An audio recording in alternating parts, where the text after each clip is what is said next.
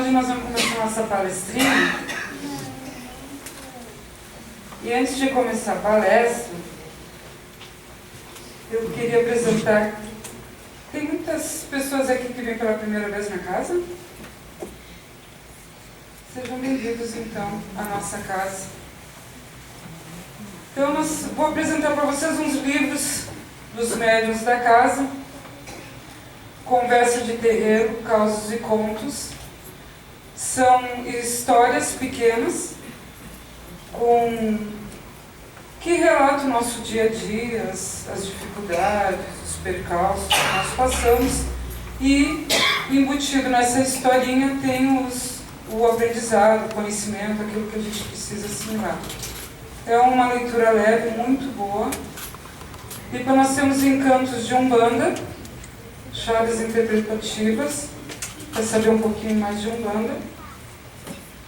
Para quem está entrando pela primeira vez numa casa de Umbanda, nós estamos iniciando uma Umbanda, seja através da assistência ou seja como médium.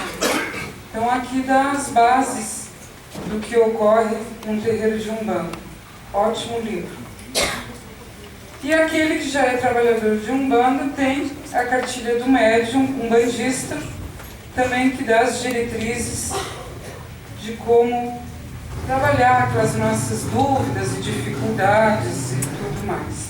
Posso passar para ti? A venda desses livros, ela é devolvida para casa, para manutenção da casa. Nós precisamos pintar todas as paredes, pintar corredor, arrumar telhado.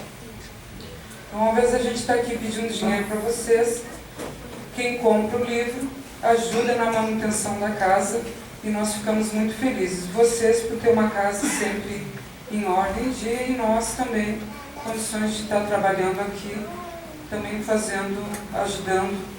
Então, cada um de mãos dadas, nós vamos dizer assim, melhorando a nossa vida. Então, fazendo um gancho dos livros, nós somos uma casa de Umbanda, não tem como entrar numa casa de Umbanda e a gente não falar de orixá. É a base da Umbanda, são os orixás. O que são orixás? Orixás são forças, são energias, vibrações, emanações, que vem do Criador. Então ela está muito longe de nós da matéria. Então essa energia, essa vibração, ela precisa, e ela, vamos dizer assim, ela faz a manutenção de toda a vida, não só do planeta Terra, mas de todo o cosmos. Ela faz a manutenção, o equilíbrio, a harmonia. E para chegar até nós, que é o último patamar, que é o plano físico, essa energia chamada orixá, essa vibração, ela precisa passar por um rebaixamento.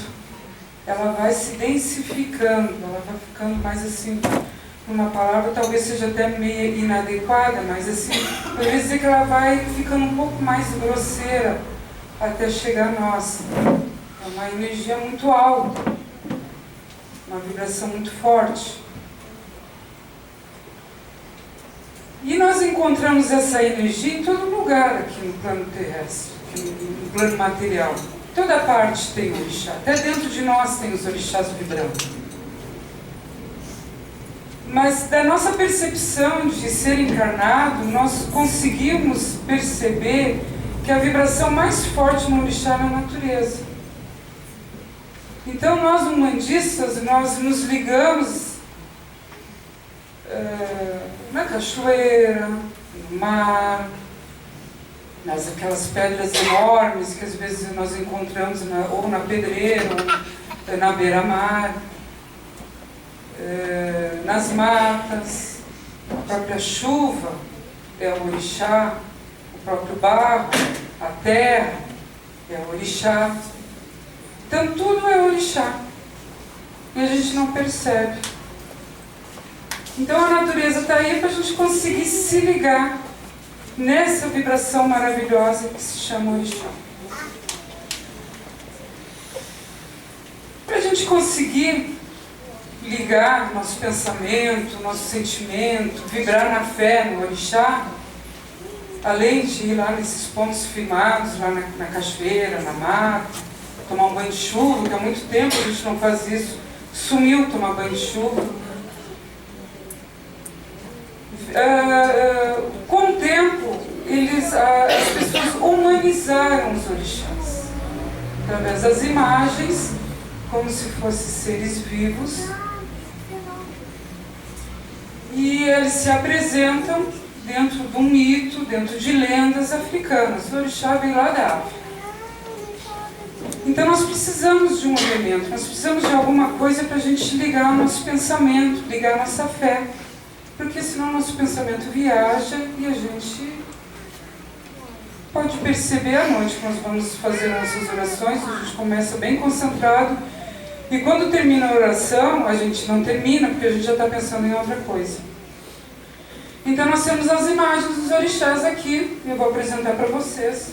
Deixa aqui Ogum, Iemanjá, Xangô, Oxum, Oxóssi, Oxalá, que nós sincretizamos com Jesus Cristo, Omulu, Nanã, Obá e Iansã. Existem milhares de orixás, mas o que a casa cultua são esses orixás dessa forma africana. Então, quando nós olhamos para o Xangô, que é este aqui, nós lembramos que ele tem um machado que corta pelos dois lados. Então ele transmite para nós um senso de justiça, porque cada ato nosso nós temos que pensar, sermos prudentes, porque senão ele pode cortar e doer na nossa vida, ou cortar de um outro lado e nós ficarmos com energias mais positivas, mas assim, mais tranquilos, que é a machadinha de Xangô. Ela corta dos dois lados, dentro do merecimento da pessoa. Não um merecimento aquele que a gente está acostumado a julgar com o nosso senso de encarnado, mas um senso, vamos dizer assim, de justiça muito mais amplo, que nós não temos esse alcance, mas a espiritualidade tem. E nós podemos olhar aqui Oxóssi, com uma flecha só. Dizem que é o caçador das almas, né? Oxóssi, ele está com a flecha ali, ó, mirando naquilo que a gente precisa aprender, naquilo que a gente precisa internalizar, para se melhorar, para ser uma pessoa melhor. E isso, quando a gente grava, né, que a gente começa a praticar nossos atos, pensamentos e sentimentos, isso fica gravado no espírito. E aí nós levamos o resto da eternidade aquilo que nós aprendemos. E aí tem o Omulu, que é o Senhor da cura. O orixá está coberto assim porque a luz dele é tão imensa que se ele tirasse a palha, ele poderia queimar nossos olhos. Ele trabalha todas as doenças, traz a cura, faz a transformação interna em nós. Não, mas assim, a cura no sentido físico. Às vezes a pessoa não tem a cura física, mas tem a cura espiritual. O entendimento do que está passando por aquilo. A transformação de ser uma pessoa melhor, de um espírito melhor. E aí nós temos a nossa guerreira, Obá, e Iansã com seu movimento e mudança. Essas palavras-chave que eu falei de alguns orixás aqui, Oxalá, que é a fé, que faz nos ligar ao nosso Criador, para afirmar nossa fé, a nossa confiança, nossa paz. Então todos esses orixás aqui, com essas palavras-chave, também ajudam a gente a entender um pouquinho dos orixás. Porque senão a gente olha a imagem ali, é aquela ali, não sei o que ela faz. Mas quando a gente sabe as palavras-chave das virtudes, dos atributos dos orixás, nós começamos a internalizar, a gente começa a olhar para dentro de nós e o que nós precisamos trabalhar em algum orixá. E em diversos momentos da nossa vida, tem um ou mais orixás trabalhando na gente. Nós não percebemos. Então, o orixá fica muito longe ainda da gente, apesar de estar na imagem ali, nos seus atributos. E aí nós frequentamos terreiros de Umbanda, pedindo um esclarecimento, uma ajuda nas nossas aflições, nas nossas dificuldades.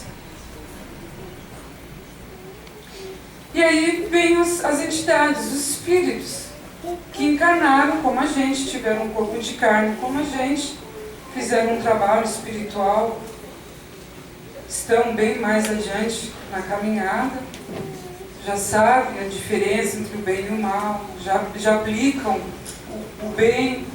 São, vamos dizer assim, espíritos já resolvidos, podemos dizer, né?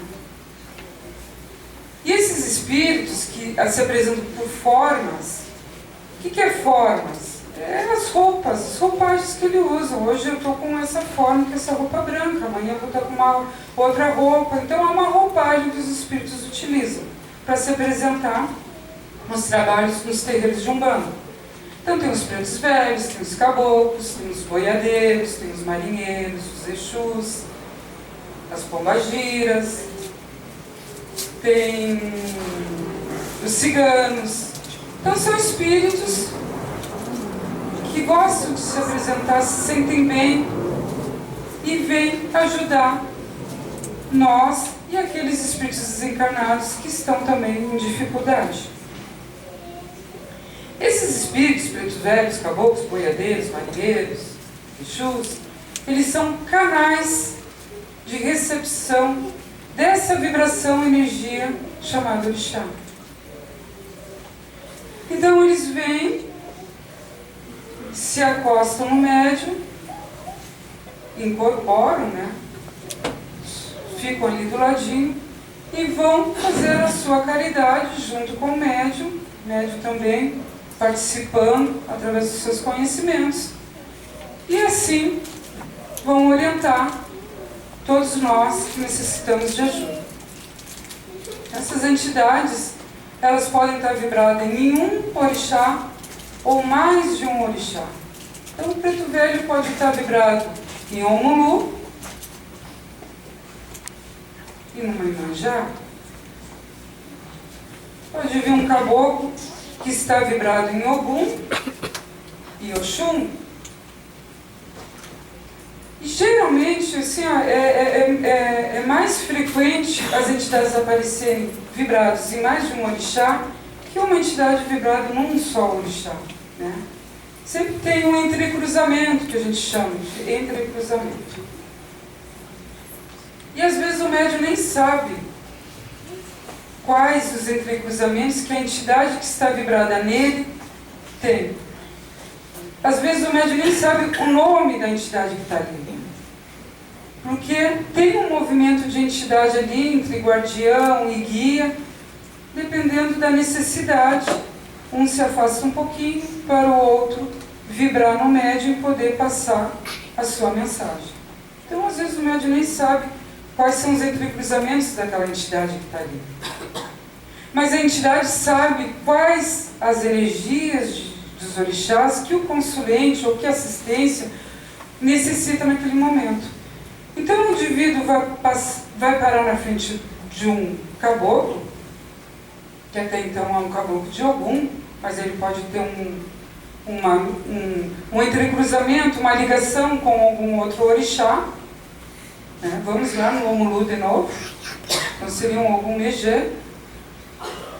E aquele indivíduo está ali na frente dele. E ele vai receber o suficiente, dentro que a gente chama de merecimento, para ele se harmonizar. Vamos tirar os miasmas, as baratas astrais, as nuvens pretas que estão em volta da pessoa. Vão fazer os desligamentos dos obsessores, dos sofredores. Dentro da vibração daquela entidade ali que ele está, daqueles orixás. Porque é aquilo que aquele indivíduo necessita. Se o indivíduo parou na frente de um médium que está vibrado em Ogum Egê, que é aquele lá e este aqui, então, necessariamente ele não precisa de uma vibração de Iemanjá. Ele precisa de uma vibração um pouquinho mais de Ogum, que é um pouquinho mais assim de vontade, sabe? De ir para frente, quem sabe ficar um pouco parado dentro das dificuldades dele. Mas frisando, quem sabe a entidade? A entidade sabe direitinho o que trabalhar com o consulente. E aí,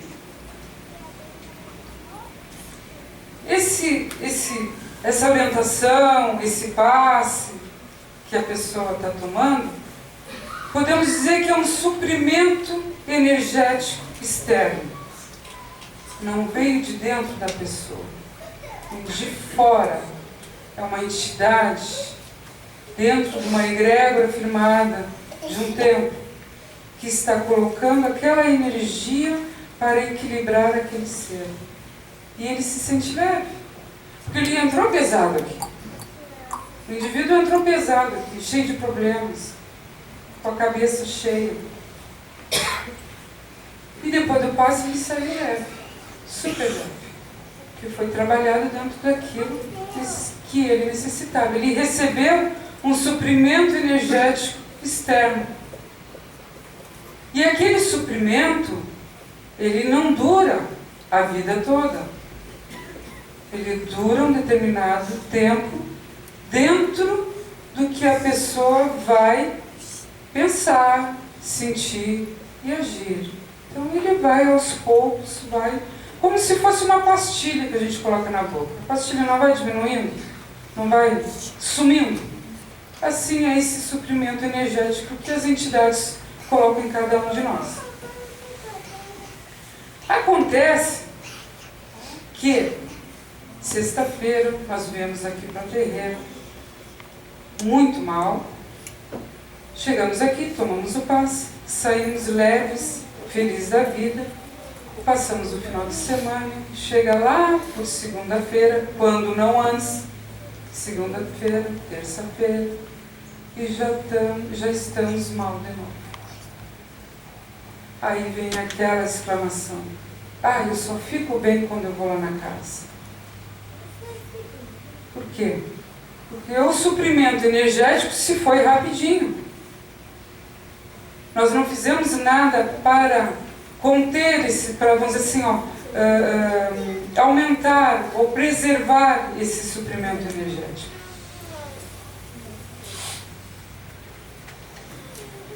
E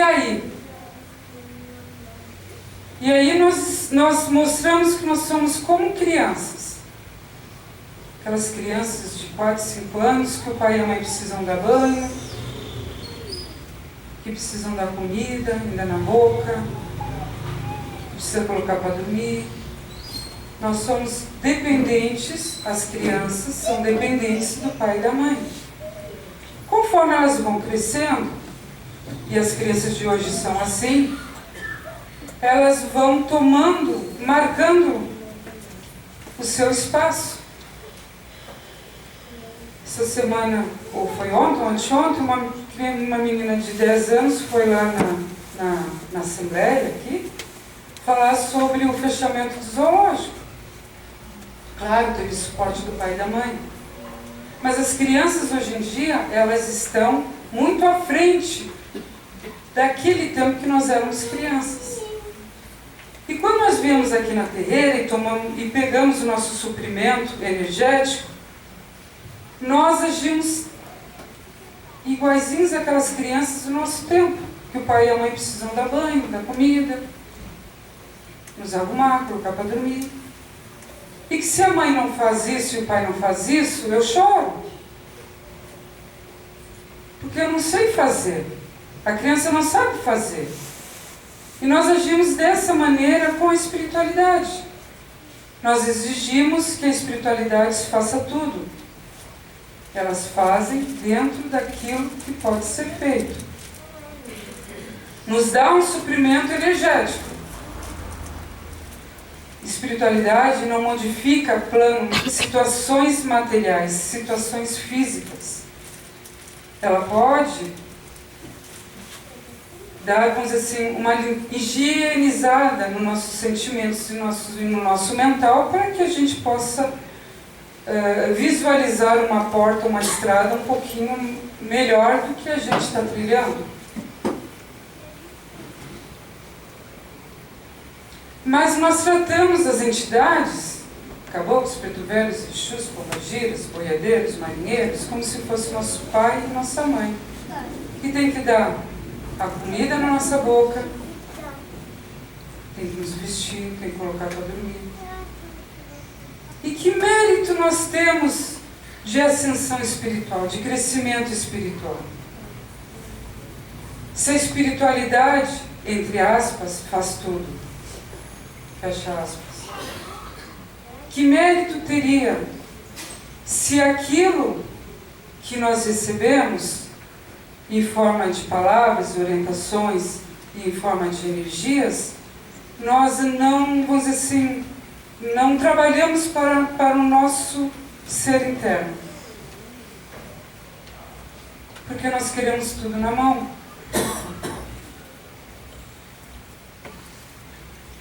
Então, a espiritualidade, sabemos que ela não faz tudo.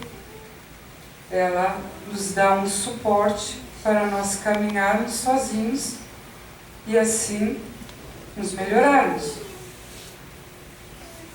E quando a gente vem aqui na sexta e chega lá na segunda a gente está mal, é porque nós não conseguimos modificar nossos pensamentos, nossos sentimentos e nossas atitudes, seja na família, com os filhos, marido, no plano profissional.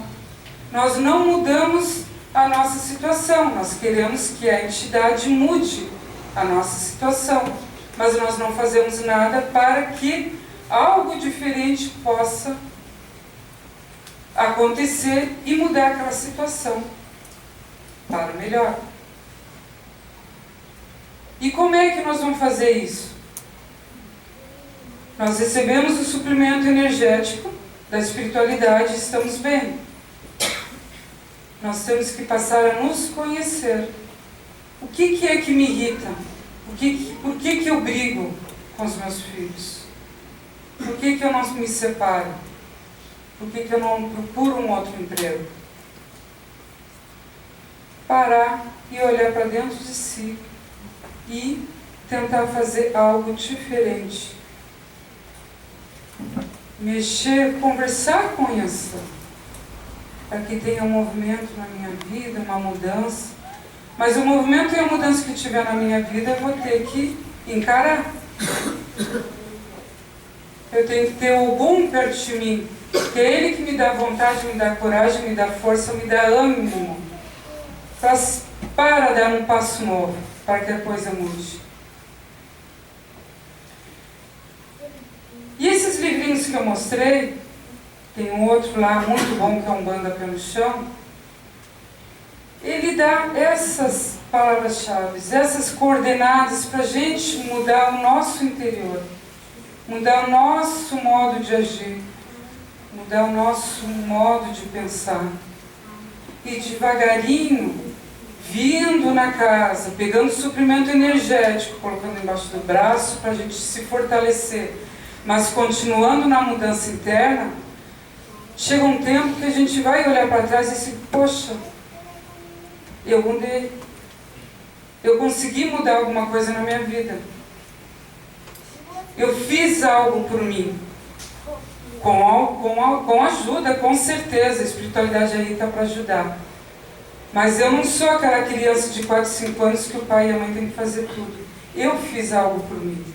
Então, esse de fazer algo por mim vai começar a ser a bagagem, a herança que tu vai levar para o plano espiritual. Aquilo já é do espírito. Tu fez por ti, tu te modificou. Tu fechou a boca quando precisava fechar. Então é isso, pessoal. A mensagem de hoje é essa: deixarmos de ser crianças, aproveitarmos os instrumentos que a espiritualidade nos dá e tirar da cabeça que a espiritualidade faz tudo. A espiritualidade não faz, ela só dá um apoio, uma ajuda para que nós possamos caminhar com as nossas próprias pernas.